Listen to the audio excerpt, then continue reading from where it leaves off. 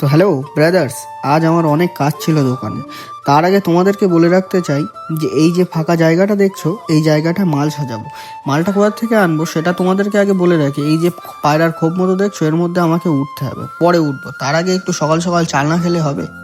তাই আর বেশি দেরি না করে চা খেতে লাগলাম। চা খাচ্ছিলাম আর ভাবছিলাম যে আমাকে তো উপরে উঠতেই হবে। তো ফাইনালি আমি উপরে উঠলাম। এই যে মালের যা কন্ডিশন, এগুলো আমাকে নামাতে হবে। তো যাই হোক, এইভাবে এক এক করে সব মালগুলো আমি নিচে ফেলছিলাম। ফেলা হয়ে গেলে আমি নিচে এসে এইভাবে মালগুলো এখানে সাজালাম, কিন্তু এই মালগুলো এখানে রাখবো না, এটা অন্য জায়গায় নিয়ে যেতে হবে। তারপরে তোমাদেরকে বলে রাখি, এই যে জামাগুলো দেখছো, এই জামাগুলো কিন্তু আমি এই র্যাক থেকে সরিয়েছি, কারণ এখানে হাঁটাচলা করতে খুবই সমস্যা হয়, সেই কারণে। আর এখানে কিছু মাল দেবো। তার আগে তোমাদেরকে বলে রাখি, কাজ পরে হবে। তার মধ্যে হাঁটতে হাঁটতে চলে গিয়েছিলাম আমি ইছামতির দিকে। এটা হলো মায়ের মন্দির। তো যাই হোক, ইছামতির ধারে গিয়ে একটু ইছামতির হাওয়া খেয়ে আসলাম। আর আস্তে আস্তে ভাবছিলাম যে ওই কাজগুলো আমাকে এখন গিয়ে আবার করতে হবে। তার আগে দৌড়ে চলে গেলাম এখানে চা নিতে সুজিতদার কাছে। এক কাপ চা নিলাম। হাঁটতে হাঁটতে সোজা দোকানের মধ্যে আসলাম। চা খাচ্ছিলাম আর চা খেতে খেতে ভাবছিলাম যে এই কাজগুলো আমাকে কমপ্লিট করতে হবে, কারণ আমাকে আবার বাড়ি যেতে হবে।